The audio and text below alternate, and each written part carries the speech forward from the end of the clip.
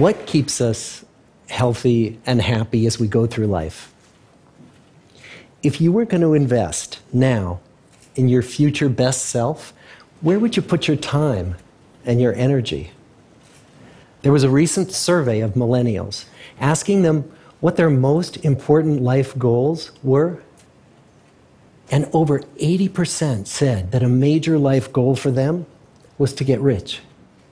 And another 50% of those same young adults said that another major life goal was to become famous.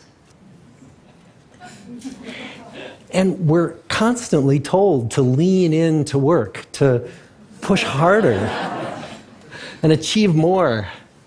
We're given the impression that these are the things that we need to go after in order to have a good life. Pictures of entire lives, of the choices that people make and how those choices work out for them, those pictures are almost impossible to get. Most of what we know about human life, we know from asking people to remember the past. And as we know, hindsight is anything but 20/20. We forget vast amounts of what happens to us in life, and sometimes memory is downright creative. But what if we could watch entire lives as they unfold through time? What if we could study people from the time that they were teenagers all the way into old age to see what really keeps people happy and healthy? We did that. The Harvard study of adult development may be the longest study of adult life that's ever been done. For 75 years, we've tracked the lives of 724 men. Year after year, asking about their work, their home lives, their health, and of course, asking all along the way without knowing how their life stories were going to turn out. Studies like this are exceedingly rare. Almost all projects of this kind fall apart within a decade because too many people drop out of the study, or funding for the research dries up, or the researchers get distracted, or they die, and nobody moves the ball further down the field. But through a combination of luck and the persistence of several generations of researchers, this study has survived. About 60 of our original 724 men are still alive, still participating in the study, most of them in their 90s. And we are now beginning to study the more than 2,000 children of these men. And I'm the fourth director of the study. Since 1938, we've tracked the lives of two groups of men. The first group started in the study when they were sophomores at Harvard College. They all finished college during World War II, and then most went off to serve in the war. And the second group that we've followed was a group of boys from Boston's poorest neighborhoods. Boys who were chosen for the study specifically because they were from some of the most troubled and disadvantaged families in the Boston of the 1930s. Most lived in tenements, many without hot and cold running water. When they entered the study, all of these teenagers were interviewed, they were given medical exams. We went to their homes and we interviewed their parents. And then these teenagers grew up into adults who entered all walks of life.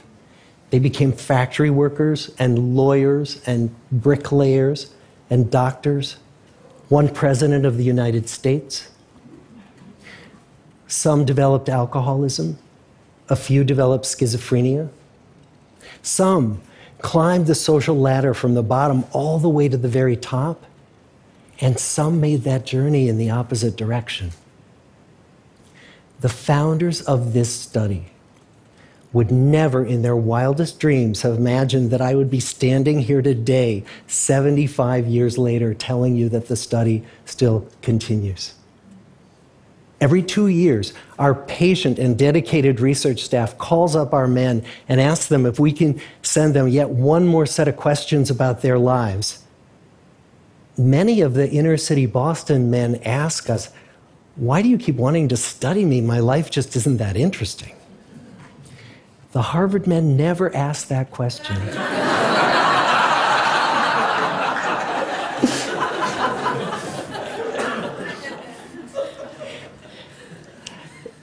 get the clearest picture of these lives, we don't just send them questionnaires.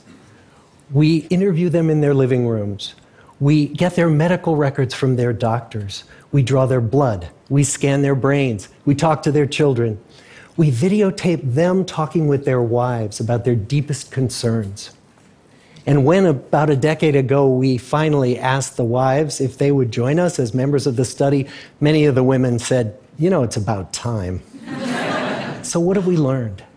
What are the lessons that come from the tens of thousands of pages of information that we've generated on these lives? Well, the lessons aren't about wealth or fame or working harder and harder. The clearest message that we get from this 75-year study is this: good relationships keep us happier and healthier, period. We've learned 3 big lessons about relationships. The first is that social connections are really good for us and that loneliness kills. It turns out that people who are more socially connected to family, to friends, to community, are happier, they're physically healthier, and they live longer than people who are less well connected. And the experience of loneliness turns out to be toxic.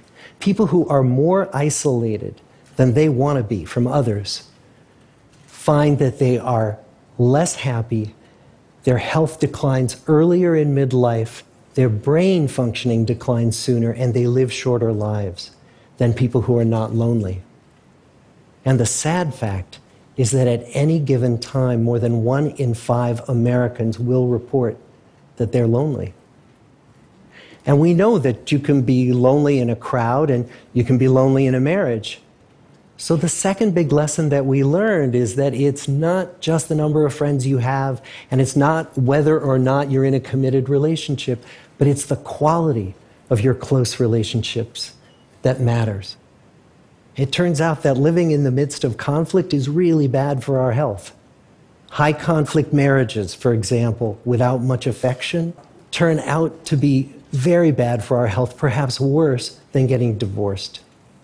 And living in the midst of good, warm relationships is protective. Once we had followed our men all the way into their 80s, we wanted to look back at them at midlife and to see if we could predict who was going to grow into a happy, healthy octogenarian and who wasn't.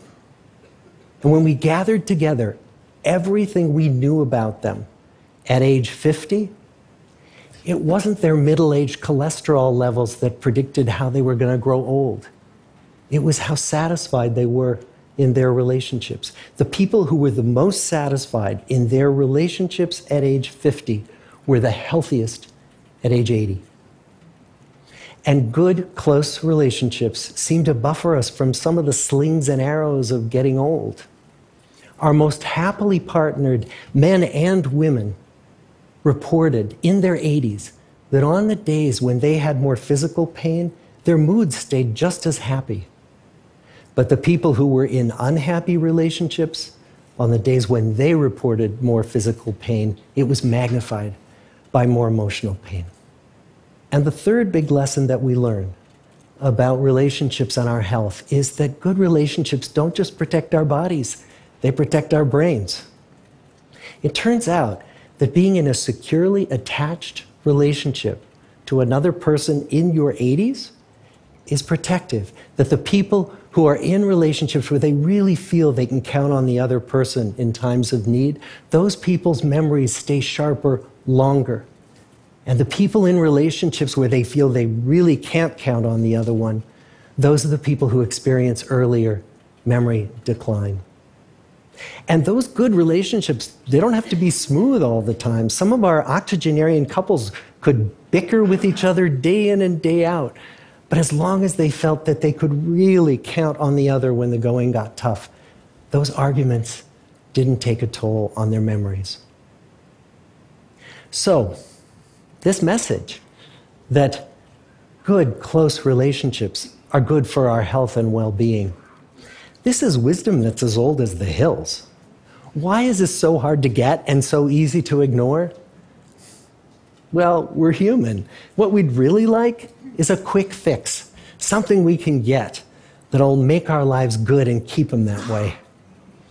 Relationships are messy and they're complicated, and the hard work of tending to family and friends, that's not sexy or glamorous. It's also lifelong. It never ends. The people in our 75-year study who were the happiest in retirement were the people who had actively worked to replace workmates with new playmates. Just like the millennials in that recent survey, many of our men, when they were starting out as young adults, really believed that fame and wealth and high achievement were what they needed to go after to have a good life. But over and over these 75 years, our study has shown that the people who fared the best were the people who leaned into relationships with family, with friends, with community. So what about you? Let's say you're 25, or you're 40, or you're 60. What might leaning into relationships even look like? Well, the possibilities are practically endless.